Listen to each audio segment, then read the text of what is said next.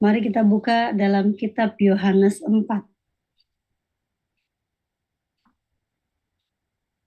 Ya, saya baca untuk kita semua. Ini ayatnya cukup panjang ya. Mari kita menaruh perhatian untuk beberapa penekanan penting. Saya baca, percakapan dengan perempuan Samaria. Ketika Tuhan Yesus mengetahui bahwa orang-orang Farisi telah mendengar bahwa ia memperoleh dan membaptis murid lebih banyak daripada Yohanes, meskipun Yesus sendiri tidak membaptis melainkan murid-muridnya, ia pun meninggalkan Yudea dan kembali lagi ke Galilea. Ayat 4, ia harus melintasi daerah Samaria. Nah, saudaraku, dalam segala kesibukan Tuhan Yesus, kita tahu beliau sangat sibuk ya, pelayanannya luar biasa dari pagi hingga malam. Nah, ayat 4 menekankan bahwa dalam segala kesibukannya, dia harus kembali ke Galilea, tapi dikatakan ia harus melintasi daerah Samaria. Ya, nah seringkali saudaraku, kita menghadapi situasi yang tidak kita kehendaki ya, tapi di mana kita harus berada dalam situasi itu ya.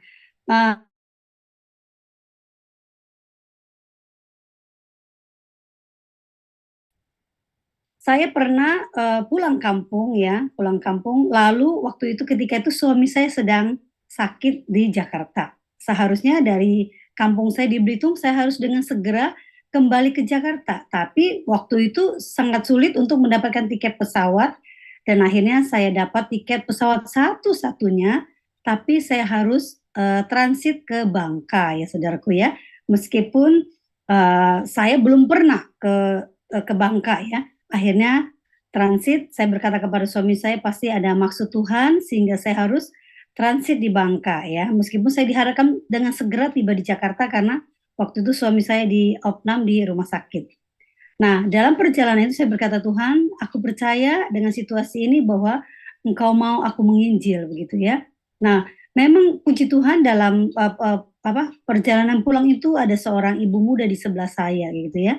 Lalu ketika kami transit di saya mulai berbicara kepada ibu ini dan saya berkata, Roh Kudus tolong saya supaya saya bisa memberitakan Injil meskipun dalam waktu yang sangat singkat ya, di mana ketika tiba di Bangka itu situasinya di bandara banyak orang.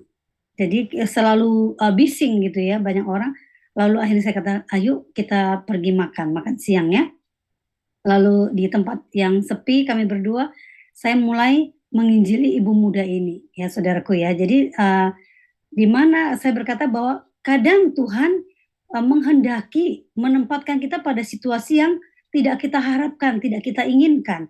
Tapi Tuhan mau keberadaan kita itu dalam situasi yang tidak terduga, kita harus benar-benar berguna bagi kerajaan surga ya.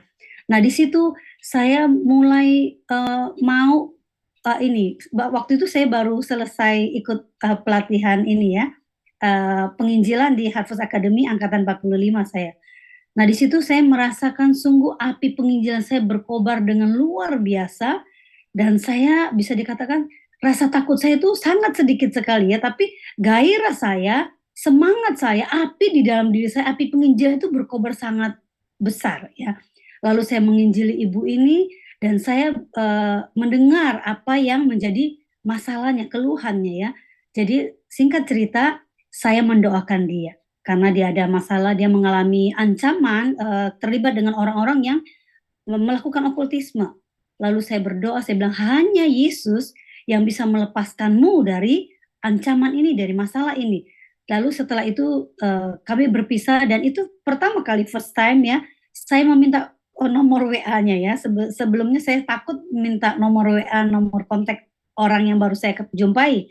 Tapi hari itu saya berkata Tuhan, saya mau memfollow up dia supaya dia terima Tuhan.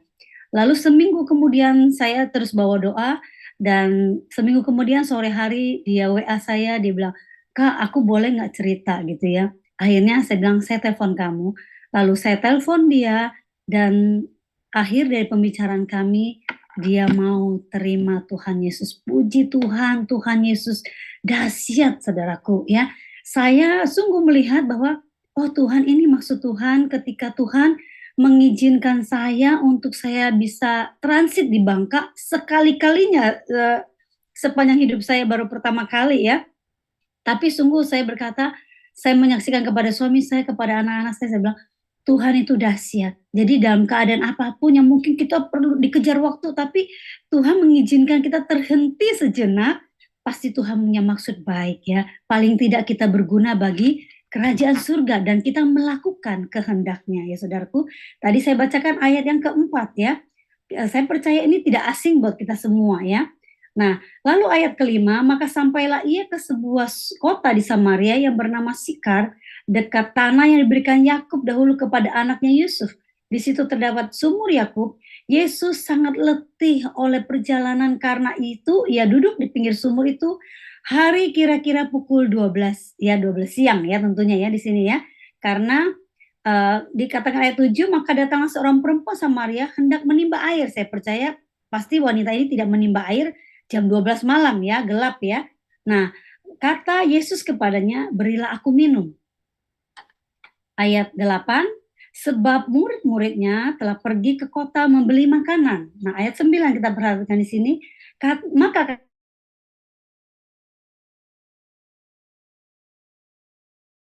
minum kepadaku seorang Samaria, sebab orang Yahudi tidak bergaul dengan orang Samaria. Nah, kita perhatikan di sini ya saudaraku, perempuan Samaria ini jelas-jelas mengatakan, kita kan tidak berteman begitu ya. Nah, di sini kita lihat Tuhan Yesus sendiri berinisiatif, dia keluar dari komunitasnya, dari komunitas orang Yahudi. Tuhan Yesus pula yang berinisiatif pergi ke sumur Yakub ya. Nah, di sini dikatakan perempuan ini, kita kan nggak temenan gitu ya. Nah, kita belajar dari Tuhan Yesus bahwa ini waktunya saudaraku, kita harus bergerak menjangkau orang-orang di luar komunitas kita. Katakan amin. Ya, kita harus menjangkau mereka. Tuhan Yesus sendiri memberikan contoh, memberikan teladan kepada kita semua melalui pembacaan firman sore hari ini, bahwa kita tidak boleh hanya tinggal diam di komunitas kita, tapi kita harus menjadi berkat. Kita harus pergi menjangkau orang-orang yang sebelumnya kita tidak bergaul ya. Mungkin di sini dikatakan dia orang Samaria, Tuhan Yesus orang Yahudi. Nah, saya boleh memberikan sedikit perluasan ya. Kita harus menjangkau mereka yang di luar iman Kristiani. Amin. Kita harus menjangkau mereka. Semua orang yang Tuhan izinkan kita temui, kita harus menjangkau mereka. Amin, saudaraku. Ya, saya berharap sore hari ini kita boleh membuat komitmen baru. Ya Tuhan, sore ini aku mau kemanapun Roh Kudus bawa aku mau berjalan ke sana demi jiwa-jiwa yang menanti-nantikan untuk mendengar firman yang membebaskan mereka. Amin, saudaraku. Nah, oke, saya lanjut lagi ayat 10. Jawab Yesus kepadanya. Nah, ini percakapan Yesus dengan perempuan Samaria itu tentang air hidup ya, tentang air hidup. Lalu kita lompat lagi terus ya. Saya mau kita ke ayat yang ke-32 ya, ke-32. Saya percaya Bapak Ibu bisa baca nanti ayatnya sendiri ya. Kita lihat di ayat 32 apa yang terjadi di sana. Ketika itu saya maju ke atas sedikit ya. Ketika perempuan itu sudah bercakap-cakap dengan Tuhan Yesus, dia akhirnya meninggalkan tempayannya. Ya, ayat 28, maka perempuan itu meninggalkan tempayannya di situ lalu pergi ke kota dan berkata kepada orang-orang yang di situ, "Mari lihat, di sana ada seorang yang mengatakan kepadaku segala sesuatu yang telah kuperbuat, mungkinkah dia Kristus itu?"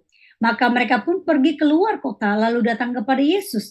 Sementara itu murid-muridnya mengajak dia, katanya, "Rabi, makanlah." Nah, ayat sebelumnya murid-muridnya itu pergi ke kota membeli makanan, ya. Dan tadi saya sudah katakan peristiwa ini terjadi pada jam 12 siang. Kita tahu kalau jam 12 siang itu kita menikmati makan siang ya Bapak Ibu Saudaraku ya. Nah, di sini ketika Tuhan Yesus selesai bercakap-cakap dengan perempuan Samaria ini, murid-muridnya datang, ya. Murid-muridnya datang. lalu berkata ayat 31, sementara itu murid-muridnya mengajak dia, katanya, "Rabi, makanlah," ya. Mereka membeli makanan.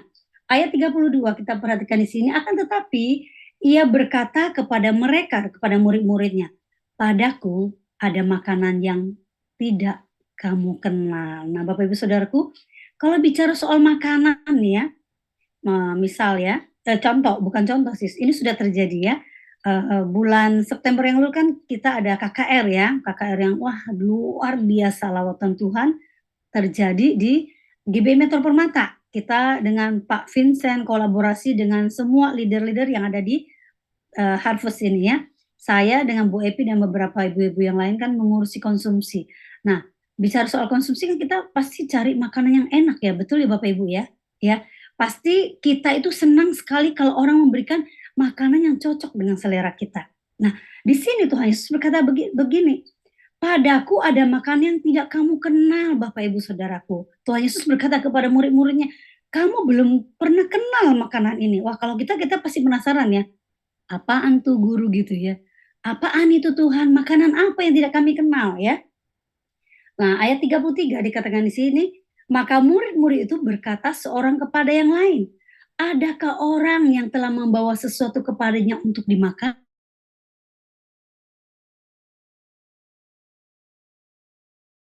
Tidak, murid-murid kenal. Ya, apakah ada seseorang yang membawakan makanan kepada Yesus? Nah, ayat 34 apa yang Tuhan Yesus katakan kepada mereka?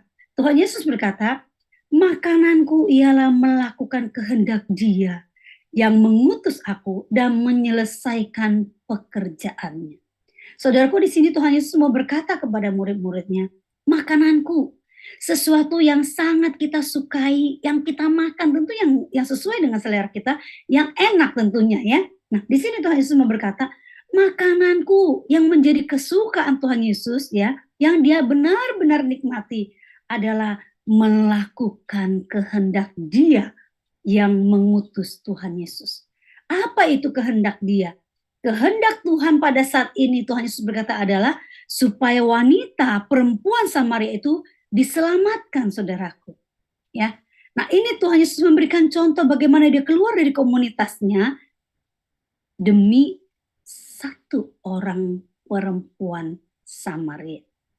Karena perempuan ini sangat berharga di mata Tuhan. Amin, saudaraku. Ya.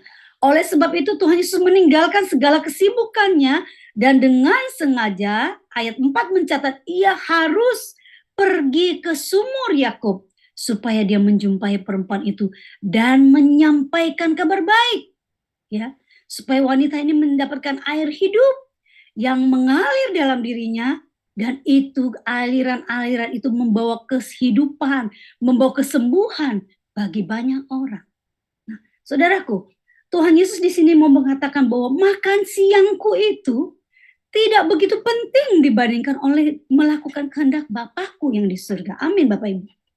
Jadi buat Tuhan Yesus yang terpenting ialah melakukan kehendak Bapa. Di mana pada saat itu jam 12 siang Bapa berkata, pergi ke sumur Yakub. Tuhan Yesus sendiri berkata bahwa apa yang dikatakannya, apa yang dilakukannya, semuanya itu ia terima dari Bapa. Oleh sebab itu pada jam 12 siang dia pergi ke sumur Yakub menjumpai perempuan Samaria ini. Supaya perempuan ini hidupnya boleh diselamatkan. Dia beroleh keselamatan dan sungguh dia dipakai oleh Tuhan menjangkau banyak orang. Saudaraku, kita harus mulai hal ini, amin. Ya, kita harus mulai. Tuhan Yesus sudah memberikan contoh kepada kita bahwa ialah yang keluar dari komunitasnya. Ayo kita keluar dari komunitas kita. Kita mau. Kalau yang saya alami ketika saya mengikuti pelatihan di Harvest, keberanian saya sungguh-sungguh menyala-nyala Bapak Ibu Saudaraku ya. Saya bisa dikatakan tidak takut, tapi yang ada di hati saya adalah belas kasihan. Saya kasihan melihat orang-orang yang menderita, orang-orang yang sakit. Sehingga saya berkata, Tuhan pakai aku melalui doaku, melalui namamu yang penuh kuasa. Aku percaya orang akan dijamah Roh Kudus. Mereka akan diselamatkan, mereka akan disembuhkan. Ini yang saya lakukan Bapak Ibu Saudaraku. Dan ketika saya melakukan itu dan saya tahu ini kehendak Bapa, hati saya dipenuhi dengan sukacita, kebahagiaan, puji Tuhan, haleluya. Melalui firman ini Tuhan Yesus memberikan contoh kepada kita bahwa ia pergi. Kita pun harus melakukan yang sama, amin. Kita adalah murid-murid Tuhan yang melakukan tepat seperti yang dilakukan oleh guru kita. Ya, pergi keluar dari komunitas kita, jangkau mereka. Kita lihat lagi ayat berikutnya. Tuhan Yesus berkata, makanannya yang prioritas, ya. Saya percaya makanan itu penting buat kita. Sehingga Tuhan Yesus berkata, makanannya yang prioritas adalah melakukan kehendak Dia. Apa yang Roh Kudus perintahkan, ya. Bapa perintahkan melalui Roh Kudus, lalu Yesus mengeksekusi kehendak Bapa. Dia pergi ke sumur Yakub. Dia melakukan kehendak Bapa yang mengutusnya dan menyelesaikan pekerjaannya. Ayat 35, Yesus berkata seperti ini kepada murid-muridnya. Bukankah kamu mengatakan 4 bulan lagi tibalah musim menuai? Tetapi aku berkata kepadamu, lihatlah sekelilingmu dan pandanglah ladang-ladang yang sudah menguning dan matang untuk dituai. Saudaraku, saya kalau pergi ke daerah Jawa itu saya sangat suka, ya. Saya sangat senang karena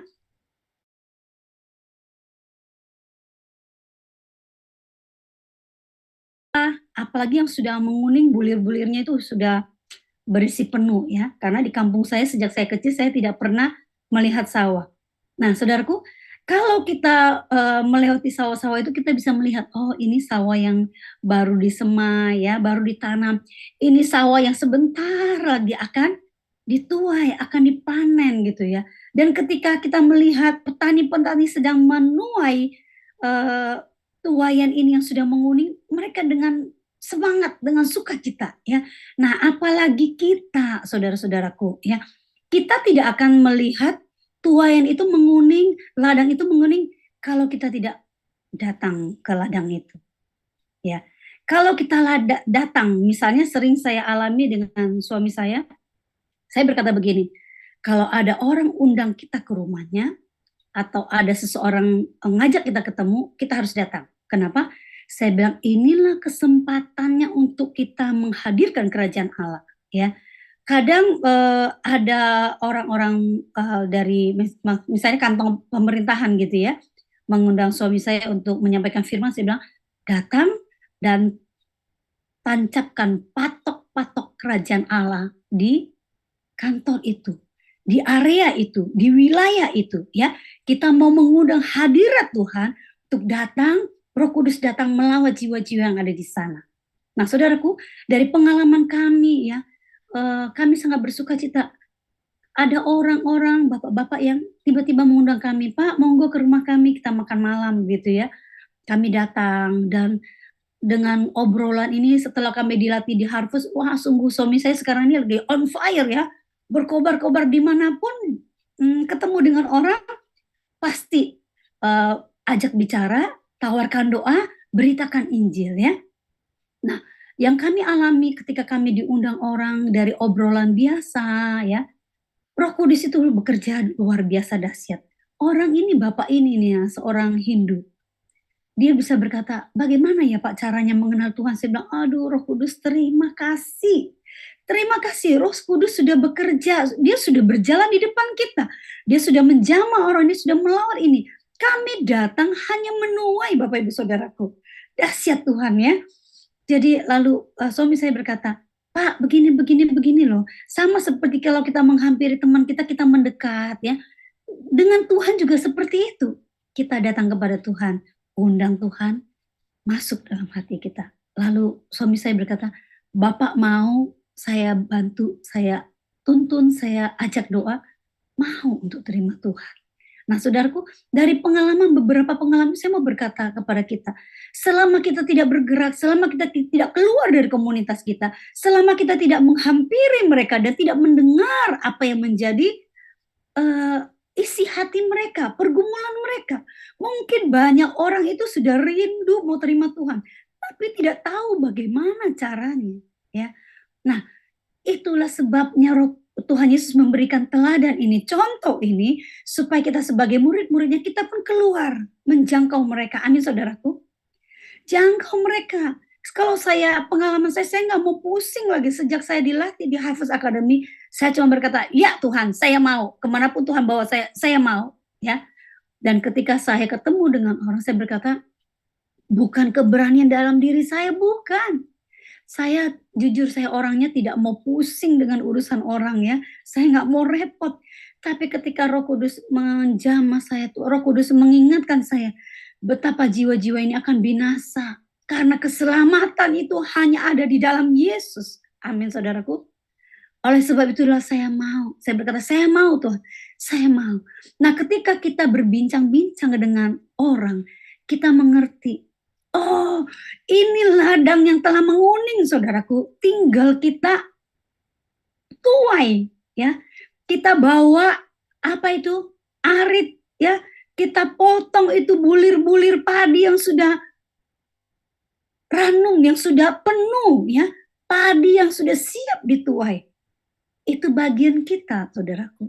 Dan ini sungguh sukacita yang luar biasa. Saya berkata, Tuhan, terima kasih Engkau mau memakai kami ya untuk menuai jiwa-jiwa. Luar biasa, luar biasa. Ini saudaraku, Tuhan Yesus datang pada perempuan itu dari percakapan itu ya.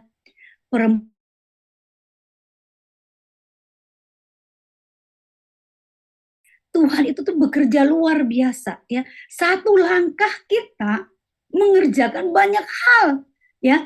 Orang disembuhkan ketika kita tawarkan, mau Bu saya doakan. Ketika dia percaya, dia terima kesembuhan ya. Lalu dia menerima keselamatan, saudaraku.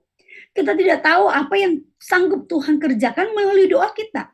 Tapi bagian kita adalah kita bergerak, buka mulut kita, sampaikan firman. Sampaikan kuasa nama Yesus yang membebaskan orang dari keterikatan. Itu bagian kita. Ya, Tuhan akan mengerjakan jauh dari apa yang sanggup kita doakan, dari apa yang sanggup kita bayangkan. Mereka dilepaskan, mereka disembuhkan. Bahkan saya melihat orang-orang yang sudah saya ajak ikut pelatihan Harvest ini, wah mereka menjangkau banyak jiwa. Dari yang tadinya mereka nggak bisa berdoa, saya berkata, Bu, kalau ada yang minta tolong Ibu datang doa, Ibu harus datang, ya.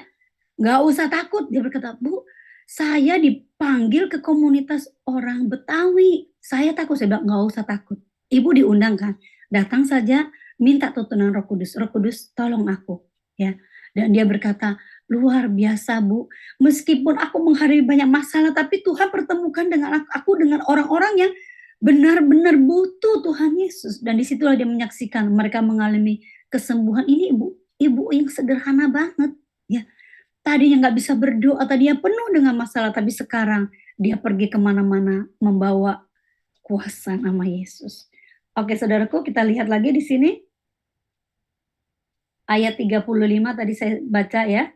Sekarang juga ayat 36, sekarang juga penuai telah menerima upahnya dan ia mengumpulkan buah untuk hidup yang kekal, sehingga penabur dan penuai sama-sama bersuka cita ya. Nah, di sini dikatakan penuai telah menerima upahnya. Saya percaya ya, ketika kita memberikan Injil, memberitakan Injil, saya berkata, Tuhan, aku sudah terima upah, yaitu ketika aku beritakan Injil dan hatiku bersuka cita. Aku bahagia ketika orang menerima kebenaran Tuhan, melihat orang hidupnya dibebaskan. Aku tahu aku sudah terima upah, ya, upah sukacita yang melimpah-limpah dalam diriku.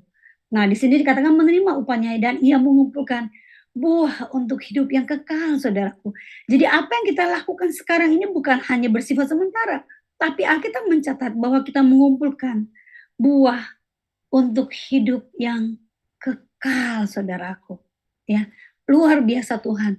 Tuhan itu memberikan perintah dan bukan hanya perintah, tapi yang memberikan upah dan buah. Ya, di sini dikatakan sehingga penabur dan penuai sama-sama bersuka cita. Saya yang mana berfirman, saya bersuka cita ketika saya melihat jiwa-jiwa mengalami kelepasan, kebebasan, kesembuhan. Dan penuai Ketika kita beritakan firman, orang terima Tuhan, kita memberi sukacita, amin. Jadi apapun yang kita lakukan, baik kita menabur firman, baik kita menuhi jiwa-jiwa, kita sama-sama bersukacita, ya. Nah, saudaraku, saya mau garis bawahi bahwa Tuhan Yesus sudah memulai ini. Tuhan sudah memberikan contoh kepada kita. Mari kita memulai, amin. Amin. Kita datang kepada tuaian itu sehingga kita bisa melihat, oh, ini benar-benar sudah waktunya kita panen. Kalau kita berdiam diri saja, kita tidak tahu bahwa tuain itu sudah menguning. Dan kalau kita berlambat-lambat, tuain itu akan menjadi busuk. Tidak bisa kita tuai. Ya. Jadi mari saudaraku, saya percaya kita semua yang sudah diperlengkapi di Harvest ini, ya, kita akan terus berkobar-kobar. Kita mau pergi dari komunitas kita, kita mau pergi kemana saja Roh Kudus membawa kita, untuk kita membawa jiwa-jiwa, menjangkau jiwa-jiwa bagi hormat kemuliaan nama Tuhan.